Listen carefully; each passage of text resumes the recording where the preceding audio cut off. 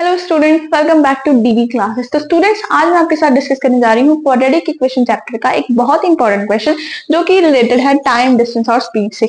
यानी कि इन तीनों में से कोई भी दो पैरामीटर आपको गिवन हो सकते हैं और आपने तीसरा पैरामीटर जो है वो फाइंड आउट करना होता है। तो बिना देरी किए फटाफट से देखते हैं कि वो क्वेश्चन क्या है और उसे हम सॉल्व कैसे करेंगे। तो क्वेश्चन है कि train travels the distance of 480 kilometre at a uniform speed. अब एक ट्रेन है वो ट्रेवल कर रही है यूनिफॉर्म स्पीड, मतलब उसकी स्पीड जो है वो कांस्टेंट रह रही है, कोई चेंज नहीं हो रहा, ना ही स्पीड बढ़ रही है ना ही कम हो रही है। और अगर उसकी स्पीड यूनिफॉर्म है तो वो कितना डिस्टेंस ट्रेवल कर रही है, 480 किलोमीटर। यानी कि हमें डिस्टेंस कितना गिवन है हमारे पास, 480 किलोमीटर। इसे हम लिख सकते हैं distance covered in uniform speed, distance covered by train. जो हमें पहली चीज गिवन है हम उसे नोट डाउन कर लेते हैं। Distance covered by train at uniform speed is equal to 480 kilometre. ये थी हमारी first line. Okay, then if the speed of had been 8 kilometre per hour less, अगर स्पीड जो है वो 8 किलोमीटर पर आवर कम कर दी जाए, स्पीड पहले कुछ थी जो यूनिफॉर्म स्पीड थी, अगर हम उसे 8 किलोमीटर पर आवर माइनस कर दें, then it would have taken 3 hours more. तो उसे अपना डिस्टेंस ट्रैवल करने में 3 आवर्स ज्यादा लगेंगे to cover the same distance. Find the uniform speed of train, कि हमें ट्रेन की यूनिफॉर्म स्पीड जो है वो पता करनी है, जो उसकी स्टार्टिंग में थी, जिस स्पीड पे वो ट्रेवल कर रही थी 480 किलोमीटर। तो यूनिफॉर्म स्पीड पता करनी है, तो यहाँ पे हम लिख लेते हैं late the uniform speed of train. जो हमने फाइंड आउट करना है उसे हम लिख लेते हैं, यहाँ पे वेरिएबल लेट कर लेते हैं उसे, let the uniform speed of train is equal to x kilometre per hour. तो हम ये बोल सकते हैं कि इस स्पीड पे उसने इतना डिस्टेंस ट्रेवल किया, that is distance travel by train at uniform speed.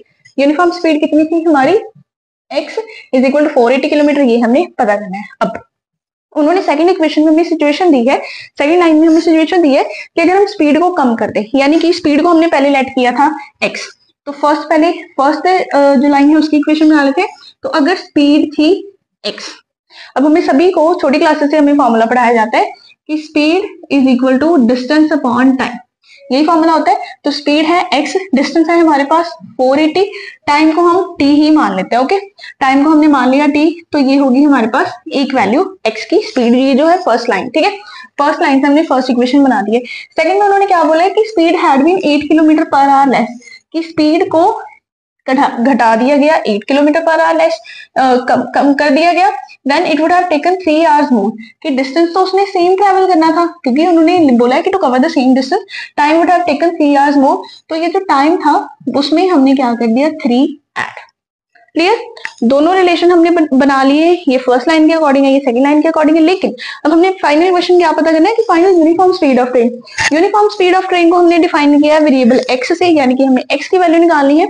तो हम ट्राई करेंगे कि हमारा जो आंसर हो वो x की फॉर्म में है। अब ये जो हमने इक्वेशन बनाई है, रिलेशन बनाए हैं, यहाँ पे जो इक्वेशन है वो t की फॉर्म में है, लेकिन हमें वैल्यू किसकी चाहिए, x की, तो x की फॉर्म में चाहिए, तो हम इन्हें इंटरचेंज कर लेंगे, t उधर चले जाएगा, तो ये हो जाएगा 480 अपॉन x। सिमिलरली यहाँ पे भी t प्लस 3 आ गया इधर, और ये 480 x माइनस 8 आ गया इधर। ओके, लेकिन अब क्वाड्रेटिक इक्वेशन में हमारे पास सिर्फ एक वेरिएबल आ रहा है, दैट इज x और x, ठीक है।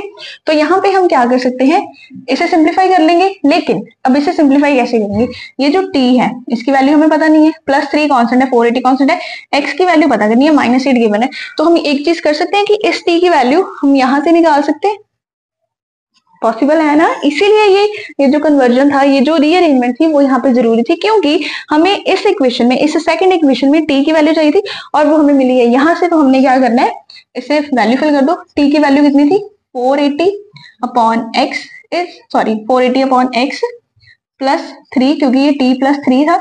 एक गलती नहीं कर देनी कि ये प्लस 3 बिल्कुल उसके साथ ही लिख देना, 480 के साथ, 480 अपॉन x अलग है, प्लस 3 अलग है, तो इसे हमने अलग अलग ही लिखना है। तो ये 480 अपॉन x माइनस 8 रह जाएगा एज इट इज। अब इसे सिंप्लीफाई कर दो, एलसीएम ले लो आप। ओके, एलसीएम लेके आ जाएगा x 480 plus 3x is equal to 480 upon x minus 8। अब कुछ नहीं करना, इन्हें कर दो क्रॉस मल्टीप्लाई, देन आगे आपकी वैल्यू आ जाएगी x की ऑन फर्दर सिंप्लीफिकेशन।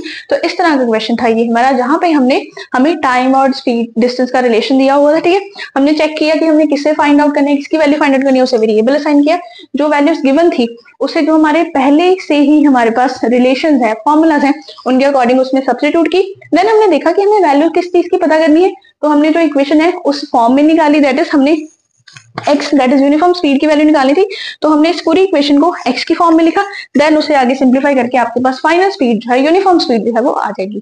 तो आई होप कि ये जो इस तरह के क्वेश्चन थे वो आपको समझ आ गए होंगे कि हमने कैसे रिलेशन बिठाना है, कैसे हमने वेरिएबल चूज करना है, क्वांटिटी पैरामीटर चूज करना है कि हमने किसे वेरिएबल असाइन करना है। तो अगर कोई और क्वेश्चन हो इस चैप्टर का या कोई और चैप्टर का, आपको रूट्स निकालने की मेथड जाननी है या कोई भी इक्वेशन से रिलेटेड क्वेश्चन पूछना है, तो आप हमें पूछ सकते हो इन द कमेंट बॉक्स, और हम जरूर ट्राई करेंगे कि हम उसे आपके सोल्यूशन जो है वो जरूर प्रोवाइड करें।